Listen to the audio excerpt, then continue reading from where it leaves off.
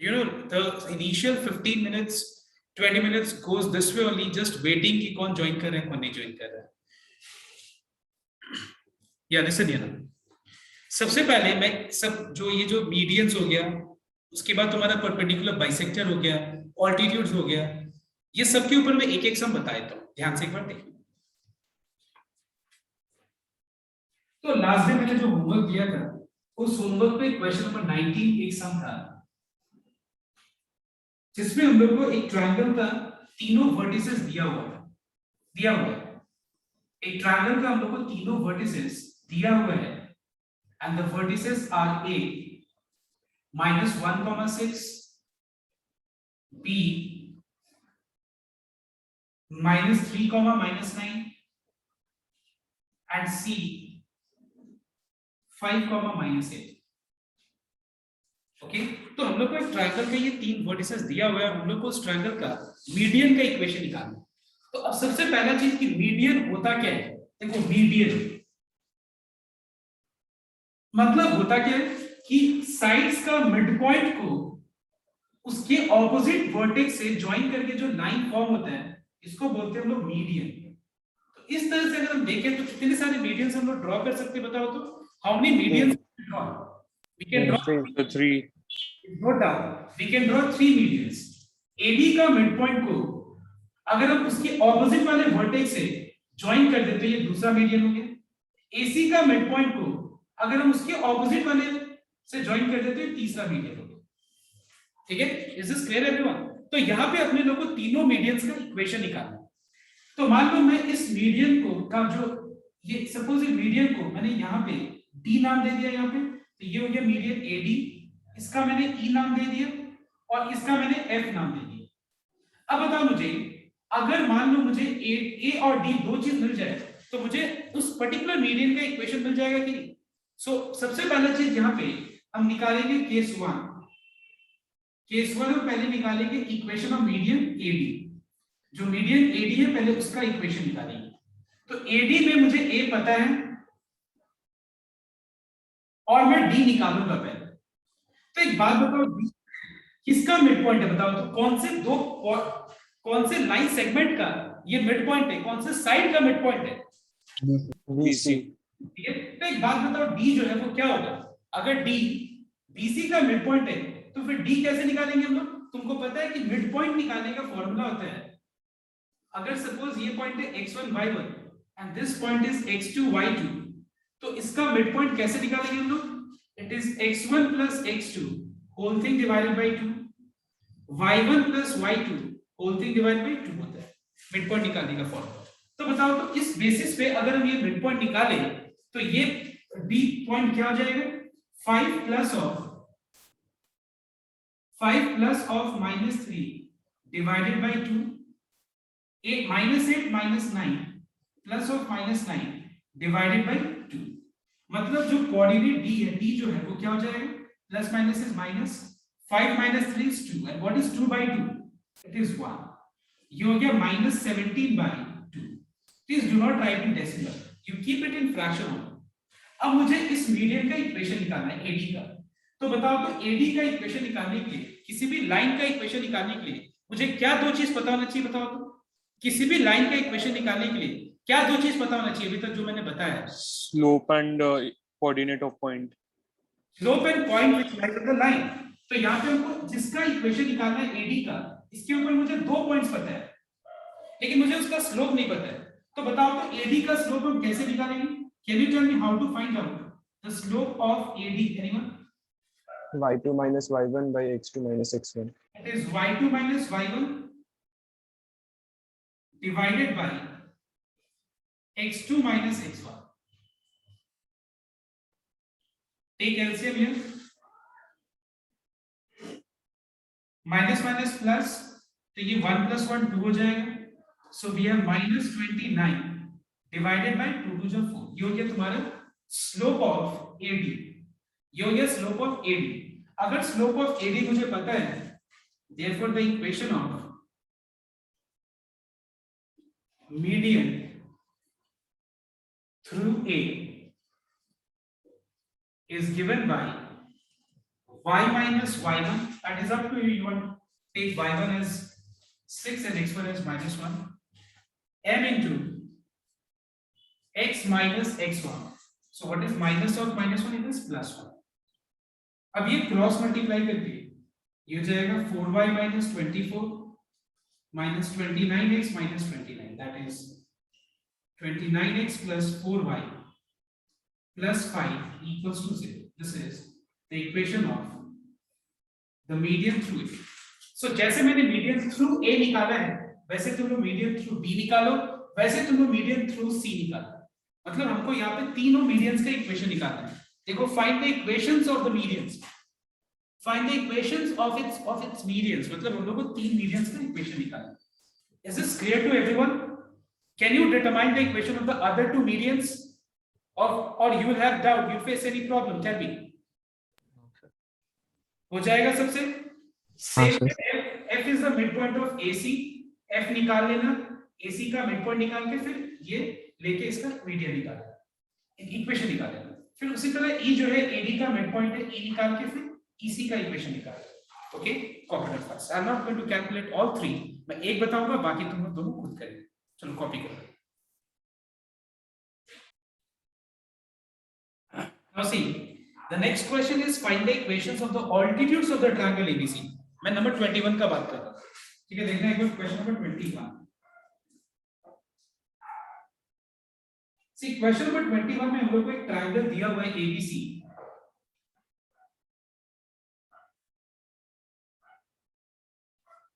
We have a triangle ABC 21 में. A है 2, -2. B is 1, 1 and C is 2, just a minute. 1, 1 C है -1, 0. ठीक है, अब देखो ध्यान से, ऑल्टीट्यूड का मतलब क्या होता है. ठीक है, मैं एक बार एक्सप्लेन कर दूं ऑल्टीट्यूड का मतलब. जैसे मान लो अगर तुमको बोले ऑल्टीट्यूड, तो जैसे 3 मीडियन होगा ना, वैसे 3 ऑल्टीट्यूड भी होगा. ऑल्टीट्यूड का मतलब होता है क्या? जैसे ये ट्रायंगल है ना, ये ट्रायंगल, तो ये बेस के ऊपर एक ऑल्टीट्यूड होगा, मतलब उसके ऊपर एक हाइट होगा.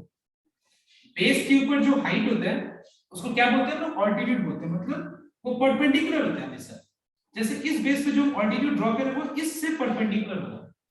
इससे अगर हम जो ऑल्टीट्यूड ड्रॉ करें वो इससे परपेंडिकुलर होगा, इससे, इस वाले साइड से. और यहां से जो ऑल्टीट्यूड ड्रॉ करेंगे वो ऑपोजिट साइड है, उससे परपेंडिकुलर. तो मीडियन में क्या होता है? मीडियन मतलब मिड पॉइंट जो होता है साइड का, उसको ऑपोजिट साइड से ज्वाइन किया जाता है. और ऑल्टीट्यूड का मतलब क्या होता है? ऑल्टीट्यूड का मतलब होता है कि वर्टेक्स से एक लाइन ड्रॉ करो जो ऑपोजिट साइड पे जहां मीट करेगा वो परपेंडिकुलर मीट करेगा. कहां मीट करेगा? राइट एंगल पे मीट करेगा. Is this clear? तो इस तरह का 3 इक्वेशंस होंगे. इस तरह हम लोग को कितना इक्वेशन दिया जाएगा? 3 इक्वेशंस. अब मैं एक ऑल्टीट्यूड का इक्वेशन निकाल के दिखा देता हूं. मतलब अगर मान लो मुझे बोला जाए what is the equation of altitude through A. अगर बोला जाए what is the equation of altitude through A, A से हम एक लाइन हम बनाएंगे जो ऑपोजिट साइड में कहां पे गिरे, कहां पे आके गिरेगा बताओ तो? कहां पे आके मीट करेगा? जहां भी मीट करेगा वहां पे एंगल 90 डिग्री बनेगा. जहां पे भी आके मीट करेगा वहां पे एंगल क्या बनेगा बताओ तो? 90 डिग्री. इसका मतलब एक बात बताओ, जब दो लाइंस एक दूसरे से परपेंडिकुलर हो तो दोनों का स्लोप का प्रोडक्ट क्या होता है बताओ? दो लाइंस -1. प्रोडक्ट क्या होता है? -1. कुछ पढ़ाई नहीं हुआ है घर पे, हम समझ में आ रहा है क्या पढ़ रहे थे लोग. दोनों का स्लोप का जो प्रोडक्ट है वो क्या है? -1. मतलब अगर मान लो एक लाइन का स्लोप k है तो दूसरे वाले लाइन का स्लोप क्या होगा बताओ तो? -1/k. -1/k. मतलब रेसिप्रोकल करके साइन चेंज, तभी तो दोनों को मल्टीप्लाई करके जो प्रोडक्ट है वो -1 आएगा, है कि नहीं? So that's why please make sure that when two lines are perpendicular to each other, product of the slopes is equal to -1. अब देखो, मुझे ये वाले जो डॉटेड लाइन है इसका इक्वेशन निकालना. तो अगर मुझे इसका इक्वेशन निकालना है, इसका मतलब मुझे ये लाइन के ऊपर एक पॉइंट पता होना चाहिए. तुम लोग बता सकते हो ये लाइन किस पॉइंट से पास कर रहा है? दिखा सकते हो किस पॉइंट से पास कर रहा है? जो तुमको दिख रहा है अपने आंखों से, दिमाग से नहीं, आंखों से. A, it is 2, -2. मतलब हम लोग को जो पॉइंट चाहिए हम लोग को इक्वेशन निकालने के लिए, वो पॉइंट मुझे पता है. x1 y1। सिर्फ क्या नहीं पता है हम लोग को, m का वैल्यू नहीं पता है, सिर्फ हम लोग को m का वैल्यू नहीं पता है। हम यहाँ पे m का वैल्यू मतलब ये लाइन का स्लोप निकालने के लिए हम ये लाइन का स्लोप निकालेंगे, क्योंकि ये लाइन का हम स्लोप निकाल नहीं सकते डायरेक्टली, क्योंकि हम लोग को सिर्फ पॉइंट दिया है, एक पॉइंट से स्लोप थोड़ी ना मिलता है। कितने पॉइंट चाहिए स्लोप निकालने के लिए बताओ तो? 2 पॉइंट। 2 पॉइंट। 2 पॉइंट। या फिर क्या चाहिए बताओ तो? थीटा से, या फिर हम थीटा से स्लोप निकालते हैं, है कि नहीं? तो हम लोग क्या करेंगे यहाँ पे देखना एक बार, BC का स्लोप निकालेंगे, slope of side BC।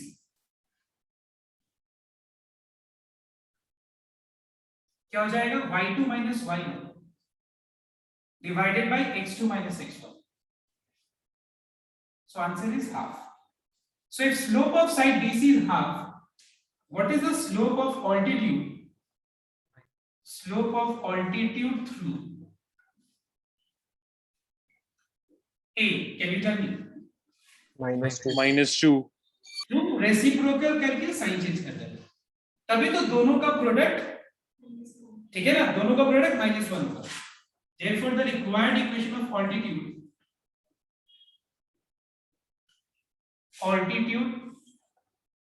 through A is given by y minus y1 equals to m into x minus x1. I hope you can simplify this. And now similarly, can you calculate the equation of altitude drawn through C? Altitude drawn through C क्या तुम लोग calculate कर सकते हैं? Calculate कर सकते हैं। तो altitude through C मतलब this line passes through which one point which you can, which is visible to you. It is very clear that it passes through the point C. Now you will tell me how to find out the slope of this altitude. Tell me, इस altitude का slope कैसे निकालेंगे हम लोग? AB का slope निकाल के और फिर उसको जैसे अभी हम लोग ने किया। तो क्या तुम लोग बाकी तीनों ऑल्टीट्यूड्स का इक्वेशन निकाल सकते हो, जैसे अभी मैंने इसका निकाला case 1? I hope it is clear to everyone. चलो फटाफट इसको कॉपी करो, उसी तरह केस 2 और केस 3 तुम लोग कंप्लीट कर लेना, ठीक है? जल्दी से कॉपी करो। Now next question is number 23। See the midpoints of side BC, CA and AB of a triangle ABC are given. Find the equations of the sides of triangle ABC. तो ध्यान देना एक बार।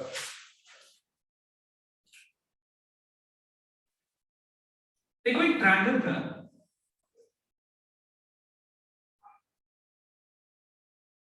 ट्रायंगल ABC का तीनों sides का अपने लोगों को मिड पॉइंट पता है। देखो जो BC जो मिड है उसका मिड पॉइंट को यहाँ पे क्या चीज से डिनोट किया जा रहा है बताओ तो? D से डिनोट किया जा रहा है, एंड D is 2,1, ठीक है?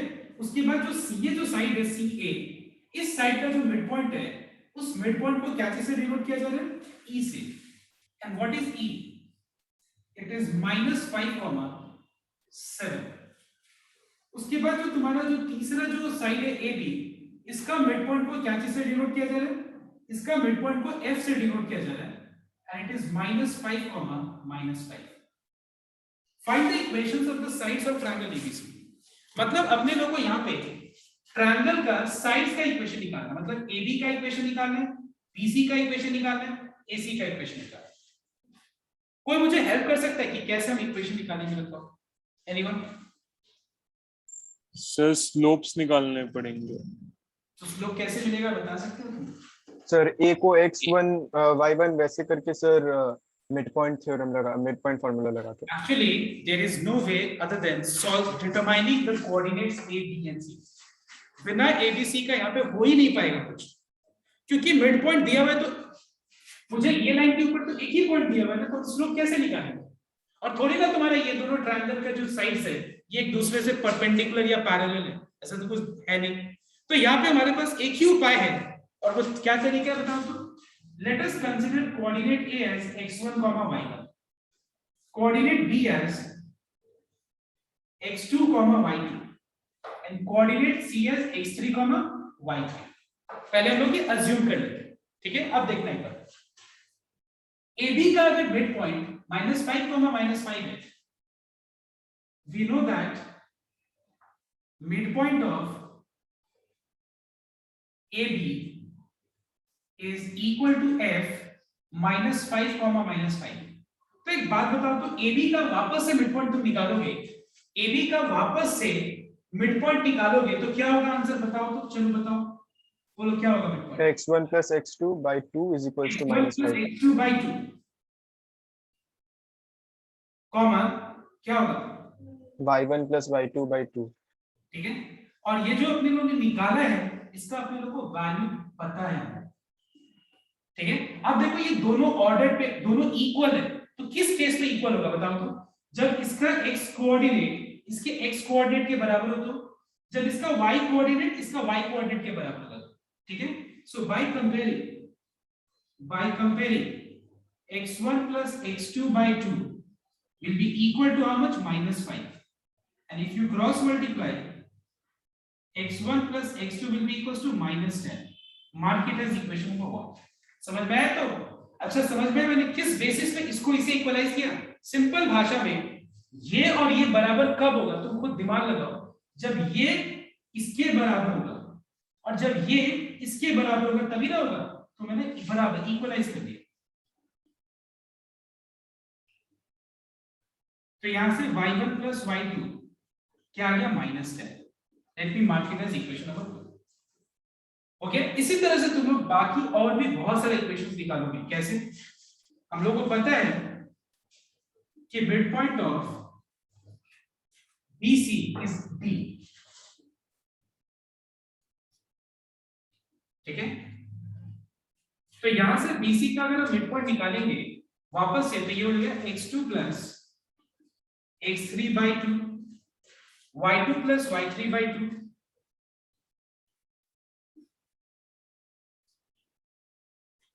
now equal, now the same way इसको इक्वलाइज करके और दो इक्वेशंस और निकालो। x2 plus x3 by 2 will be equals to 2 and y2 plus y3 by 2 will be also equals to 1। तो यहां से x2 plus x3 क्या आ जाएगा? 4, 3 मार्क कर दो, और यहां से y2 plus y3 क्या आ जाएगा? 2, मार्क इट एज 4। अभी और दो इक्वेशंस हैं, जैसे ये 2 और 4 है तो और दो इक्वेशंस आएंगे। कोई बता सकता है और दो इक्वेशंस कैसे आएगा? कोई बताओ तो, ठीक है। Mid point of sir AC का करके। चलो तुम लोग निकालो फटाफट।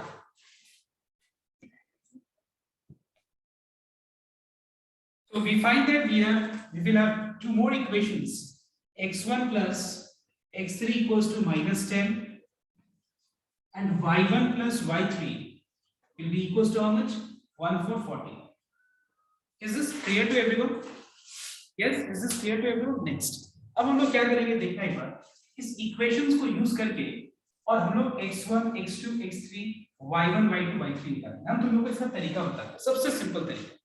सुनना क्या करेंगे, अब इक्वेशन 1 3 और 5 को तीनों को ऐड करते हैं, ठीक है। देखना एक बार, एडिंग इक्वेशन 1 3 एंड 5, इससे होगा क्या मैं बता रहा हूं, तुम लोग को अभी नहीं समझ में आ रहा, लेकिन हम बता रहे ऐड करने पर तुम लोग को ज्यादा बेटर समझ में आएगा। देखो होगा क्या, x1 plus x2 plus x2 plus x3 plus x1 plus x3, और राइट साइड में क्या आएगा बताओ तो? -10 plus 4 plus 10 -10। यहां पे हो जाएगा तुम्हारा 2x1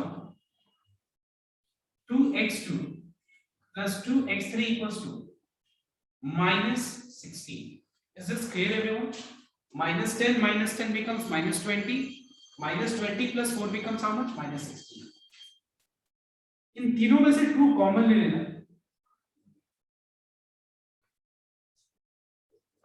तो यहां से x1 plus x2 plus x3 क्या होगा बताओ तो?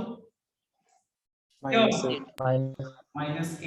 Late me mark this as 7, लंबा जा रहा है। अब देखो इससे होगा क्या, अब बस तुमको करना क्या है, x1 plus x2 का वैल्यू यहां पे पुट कर दो, -10 यू गेट x3। देखो तो x1 plus x2 का वैल्यू -10 पुट कर दो, x3 मिल जाएगा। x1 plus x3 का वैल्यू पुट कर दो, x2 मिल जाएगा। समझ में आया तो बात? अब देखो when x1 plus x2 equals to -10,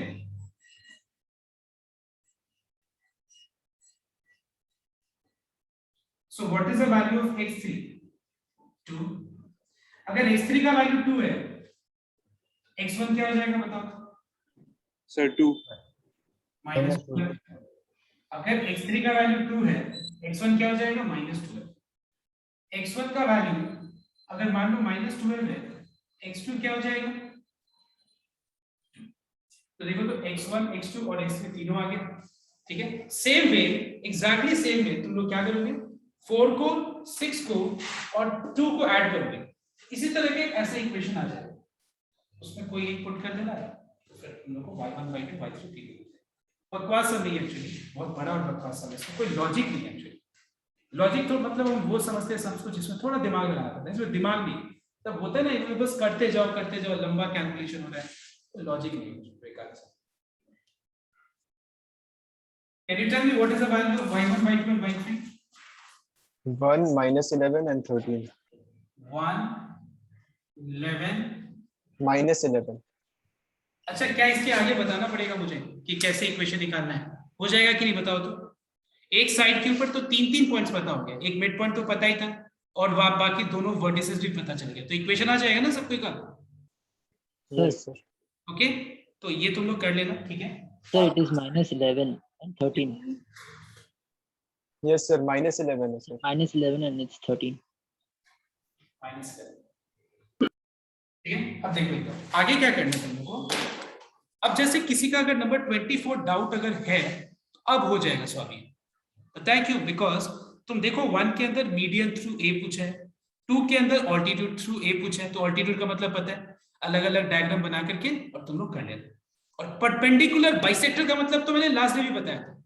perpendicular bisector मतलब किसी भी लाइन साइड का परपेंडिकुलर बाइसेक्टर मतलब उसके मिड पॉइंट से एक लाइन ड्रॉ करो जो उसको मीट करेगा राइट एंगल, है ना? क्लियर? ओके, अब देखो आगे। So see, in order to find out equation of a line, that is ax plus by plus c equals to 0, equation of line निकालने के लिए मैंने अभी तक एक ही फॉर्मूला बताया है, और वो फॉर्मूला है पॉइंट स्लोप फॉर्म। मतलब पॉइंट पता होना चाहिए, स्लोप पता होना चाहिए।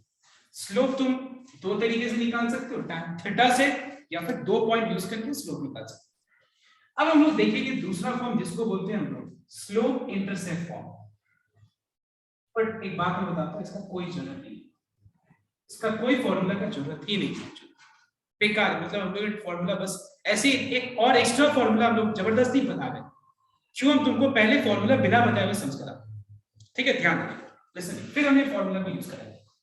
हम ऐसा पहले 2 सम कराते हैं जिसमें ये फॉर्मूला का जरूरत पड़ेगा, लेकिन हम इसी सम से कराते हैं, इसी फॉर्मूला से। तो ध्यान से एक बार नोट करना sir.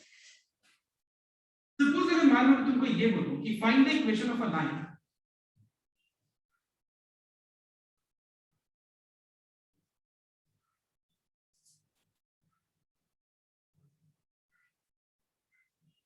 whose slope is -2/3 and cuts y-axis at 3। ठीक है, मैंने क्या बोला? Find the equation of a line whose slope is -2/3, मैंने बोल दिया स्लोप -2/3 है, और ये y-axis के ऊपर 3 से पास कट कर रहा है। तो एक बात बताओ मुझे तुम लोग, क्या तुम लोग को कोई भी लेफ्ट मतलब कोई भी तुमको एक्स्ट्रा फॉर्मूला का जरूरत है? मुझे तो नहीं लगता है, क्योंकि तुमको पता है कि लाइन किस पॉइंट से पास कर रहा है। कोई बता सकता है मुझे लाइन किस पॉइंट से पास कर रहा है? 0,3 से पास कर रहा है। ये लाइन किस पॉइंट से पास कर रहा है? 0,3 से पास कर रहा है, और ये लाइन का स्लोप क्या है? -2/3।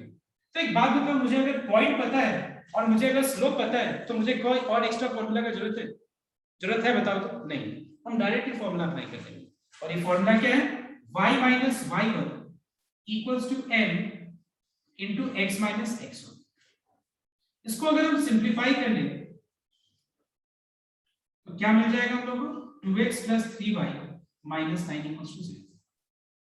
तुम लोगों को लगा एक बार भी कहीं लगा कि नहीं हमको कोई और एक्स्ट्रा फॉर्मूला पता होना चाहिए? लगा ही नहीं कहीं भी जरूरत, लेकिन जबरदस्ती ये फॉर्मूला दे दिया गया। अब हम इस फॉर्मूला को पहले समझते क्या है, ठीक है? इस फॉर्मूला को समझा नहीं है क्या formula. So let me just write down the second form इस सेकंड फॉर्म का नाम है स्लोप इंटरसेप्ट फॉर्म।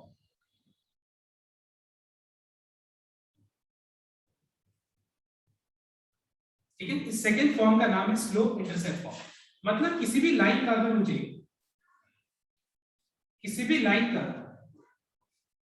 मुझे अगर स्लोप पता है और मुझे उसका y इंटरसेप्ट पता है, मुझे इस लाइन का स्लोप, ठीक है, और उसका y इंटरसेप्ट पता है जिसको हम c से डिनोट कर रहे हैं, स्मॉल c से, तो हम एक बार फॉर्मूला को डिराइव करते हैं। ये फॉर्मूला को डिराइव करते हैं। तो अगर मुझे पता है y इंटरसेप्ट, तो बताओ तो ये लाइन के ऊपर पॉइंट क्या हो गया? ये लाइन के ऊपर पॉइंट हो गया 0, c और 0, स्लोप। तो इस लाइन का इक्वेशन क्या हो जाएगा? y minus y1 equals to m into x minus x1। तो देखो, तो अगर हम इस फॉर्म में लिखें इसको, तो ये नहीं देखो तो y equal to mx plus c, दिख रहा है? मतलब अब ये लोग ये बोलना चाह रहे हैं कि नहीं, तुम ये फॉर्मूला यूज करो तो ज्यादा अच्छा होगा। क्यों ज्यादा अच्छा होगा? एक लाइन में आंसर मिल जाएगा। और ये फॉर्मूला सीखने का काम क्यों जरूरत है बताएंगे। अब देखो, जैसे मैंने ये किया ना इतना लंबा, तुम एक लाइन में कुछ लंबा भी नहीं, एक लाइन में तुम क्या लिख सकते हो? y equal to m। बताओ तो इस लाइन का m क्या है? -2/3 x plus c। What is the value of c? c means the y intercept. तो y इंटरसेप्ट मतलब y एक्सिस के ऊपर जहां कट किया उसको y इंटरसेप्ट कहते हैं, मतलब c3। अब बस यहां पे एलसीएम ले, यहां पे एलसीएम ले, तो ये हो जाएगा y equal to -2x plus 9/3। if you cross multiply, don't you think that we are getting the same answer? देखो तो कहीं भी तुम लोग को 1% भी ऐसा फील हुआ कि नहीं, अगर हमको ये फॉर्मूला ना पता हो तो वो भी हो जाएगा, आई मीन ये फॉर्मूला का कोई जरूरत लगा नहीं, लेकिन फिर भी ये फॉर्मूला जान लो। तो ये फॉर्मूला का नाम क्या है? This formula is called slope intercept form. इसके लिए लाइन का स्लोप पता होना चाहिए और वो लाइन का y इंटरसेप्ट पता होना चाहिए।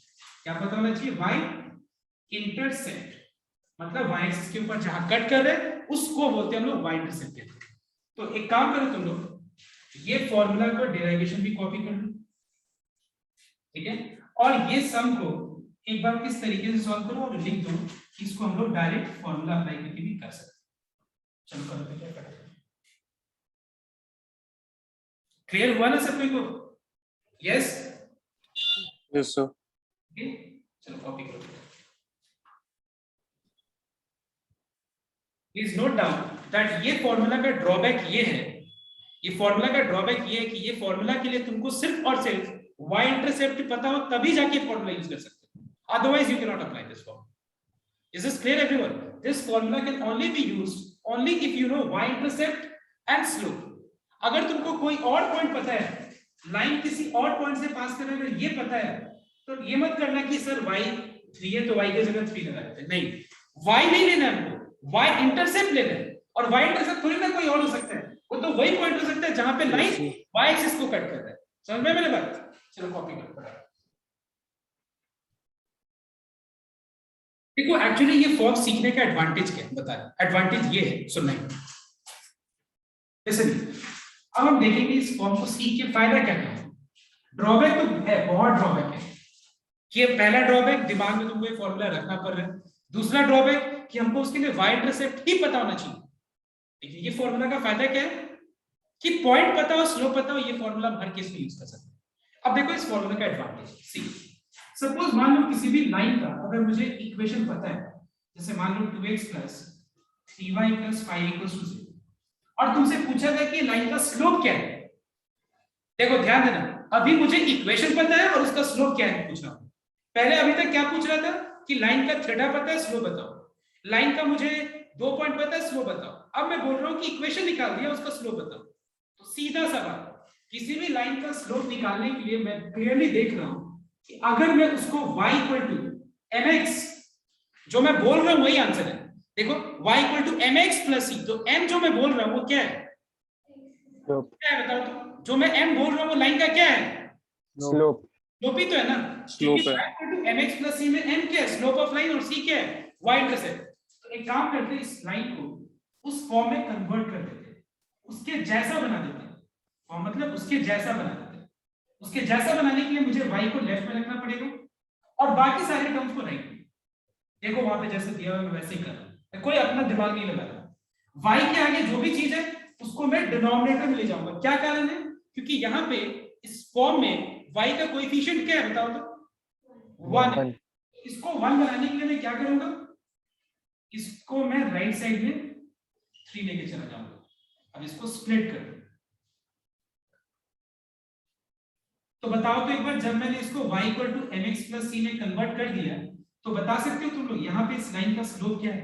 -2/3 -2/3 मैं सबको को मतलब अगर किसी भी लाइन का इक्वेशन पता है तो एक्चुअली देखा जाए तो ये लाइन का इक्वेशन निकालने में काम जितना नहीं आता ना, उतना इक्वेशन पता होता है तो स्लोप निकालने में काम आता है। समझ में मेरे बात? उसका स्लोप निकालने में क्या काम आता है, देखिए कन्वर्ट कर दिया और m हो गया तुम्हारा उसका स्लोप।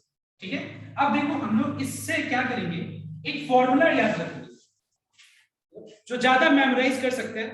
हम मेमोराइज तो नहीं कर सकते बहुत सारा चीज, अब उसके लिए एक फॉर्मूला बना के देते हैं कि अगर हमको एक इक्वेशन दिया हुआ है तो उससे हम डायरेक्ट उसका स्लोप कैसे निकाल सकते हैं। Let's see the formula, let us derive the formula, let us derive one formula कि हम लोग कैसे स्लोप निकाल सकते हैं। देखो एक बार ध्यान से, जैसे मान लो हम लोग को ax + by + c = 0 दिया हुआ है, ठीक है। अब देखो ध्यान से, इसको अगर हम y = mx + c में कन्वर्ट करें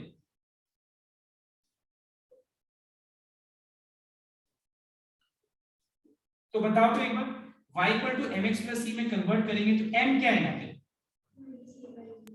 -a/b। क्या मैं बोल सकता हूँ कि अगर मुझे किसी भी लाइन का इक्वेशन पता है, किसी भी लाइन का इक्वेशन पता है तो बस तुम 3 चीज डिटरमाइन करो, 2 चीज, a क्या है वो डिटरमाइन करो और b क्या है वो डिटरमाइन करो, और हम डायरेक्ट बोल सकते हैं कि उस लाइन का स्लोप है -a that is -2 by b that is 3। देखो तो हुआ कि नहीं, हुआ कि नहीं, समझ में आया ना मेरी बात? तो ये फॉर्मूला हम लोग को जितना इक्वेशन निकालने में ज्यादा मजा नहीं आता ना, उतना ये फॉर्मूला को यूज करके स्लोप निकालने में काम आएगा इस फॉर्मूला जब हमको इक्वेशन ऑफ लाइन दिया रहेगा। समझ में आया ना सबको को? तो फटाफट इसको कॉपी करो जल्दी से, चलो जल्दी से कॉपी करो। बताओ, चलो बताओ एक लाइन में बताओ कि सपोज ये लाइन है, ये लाइन का स्लोप क्या है बताओ जल्दी से। -5/3 ठीक है, हो गया। तो अब बताओ मुझे, अब मैं बहुत सारा यहाँ लाइंस लिख रहा हूँ, ठीक है, देखना एक बार, बहुत सारा लाइंस। अभी मैं नंबर 2 में ही हूँ, ठीक है, नंबर 2 को ही पूरा हम लोग ब्रश अप कर रहे हैं, पूरा मतलब जितना उसको यूज कर सकते हैं उतना यूज करेंगे पहले हम लोग नंबर 2 को। तो एक बात बताओ तुम लोग, ये लाइन है 2x + 3y + 4 = 0। एक लाइन है, अच्छा लाइन नहीं ड्रॉ करते पहले, हम लाइन ड्रॉ कर देते तो सब कुछ उसको डायग्राम देख के समझ में आ जाए। फिर एक और लाइन है, उसका इक्वेशन है 2x + 3y - 5 = 0। एक और लाइन है जिसका इक्वेशन है 2x + 3y - 7 = 0। एक और लाइन है जिसका इक्वेशन है 4x + 6y + 19 = 0। एक बात बताओ, इसको प्लॉट करेंगे तो सारा लाइंस कैसा होगा, कैसा दिखेगा बताओ? चल इस सारे को अगर हम प्लॉट करेंगे, प्लॉट मत करने जाना तुम, डोंट स्टार्ट प्लॉटिंग नाउ। बताओ तो इसको अगर हम सारा को ग्राफ पे, एक ही ग्राफ पे ड्रॉ करेंगे तो कैसा दिखेगा, एक दूसरे से वो कैसे मतलब रिलेट करेगा बताओ? पैरेलल होगा, तो सारा y एक्सिस और x एक्सिस पे टच करेगा। y एक्सिस x एक्सिस पे तो कट करेगा ही, मतलब इसको ऑब्लिक लाइन बोलते हैं, लास्ट डे मैंने बताया था, क्योंकि इसमें x भी है y भी है, वो तो ठीक है। सब लाइन एक दूसरे से कैसा लगेगा, सब लाइन एक दूसरे से कैसा दिखेगा बताओ तो? Similar type. सब लाइन एक दूसरे से पैरेलल दिखेगा। क्यों पैरेलल दिखेगा पता है? इस लाइन का स्लोप भी -2/3 है, इस लाइन का स्लोप भी -2/3 है, इस लाइन का स्लोप भी -2/3 है, इस लाइन का स्लोप भी -4/6 मतलब -2/3। तो कैसा दिखेगा बताओ तो? सब एक दूसरे से पैरेलल दिखेगा। पैरेलल दिखेगा कि नहीं दिखेगा बताओ? यस और नो, टेल मी। तो क्या मैं ऐसा बोल सकता हूं, लिसन, क्या मैं ऐसा बोल सकता हूं कि if ax + by + c = 0 is a line,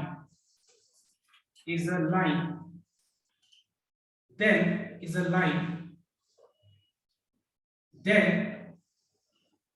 all lines parallel to it is given by ax + by + k = 0. Please tell me yes or no.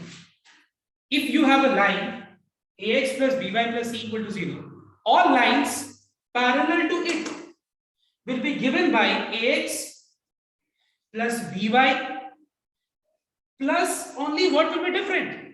What will be different here? Can you tell me? Constant. Only the constants will be different. Can I say this way?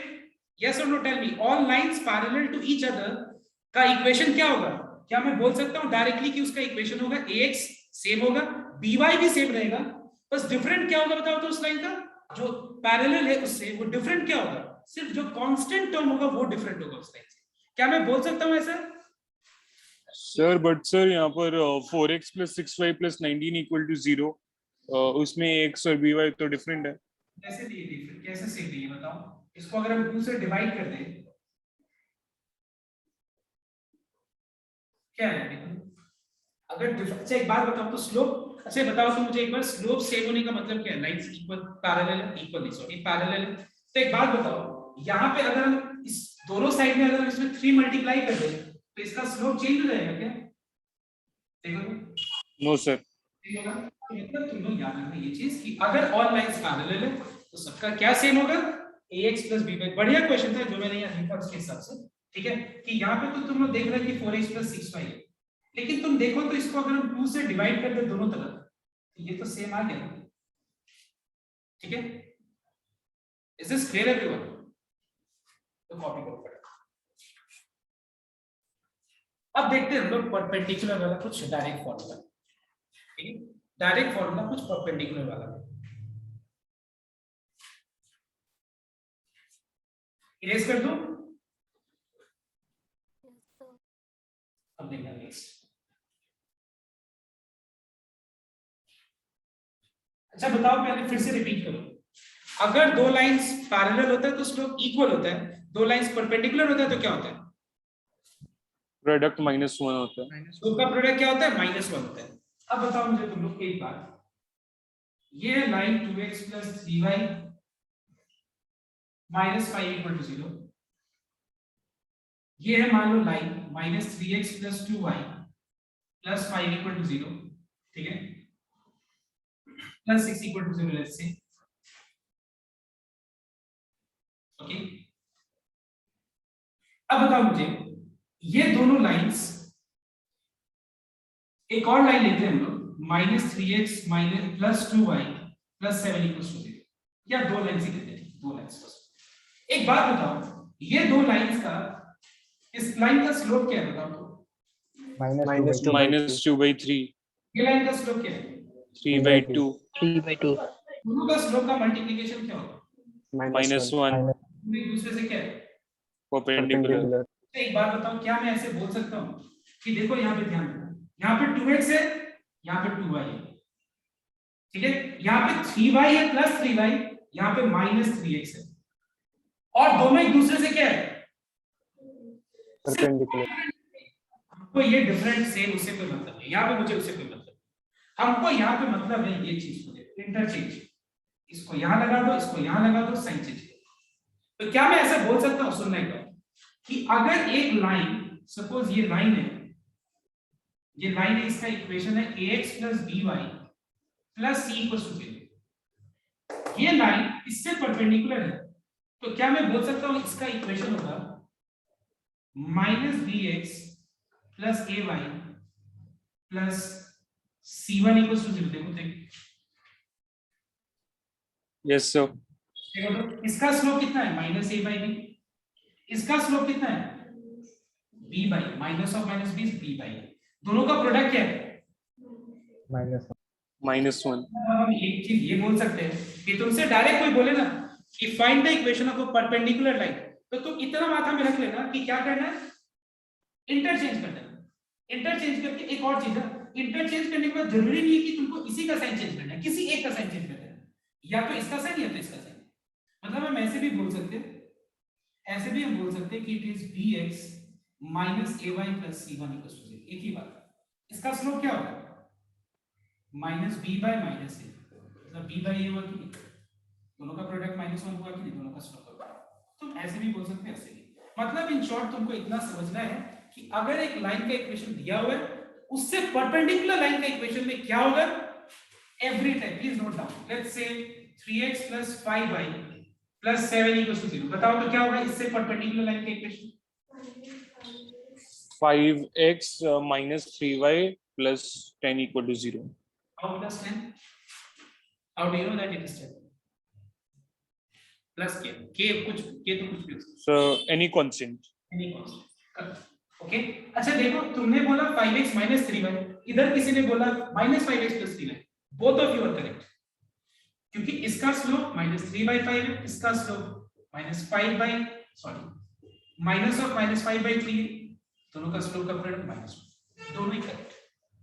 तुम बोलोगे sir दोनों का एक ही answer कैसे आ सकता है? आएगा answer, last में तुम देखो दोनों का एक ही आंसर। तो क्लियर हुआ ये चीज आज?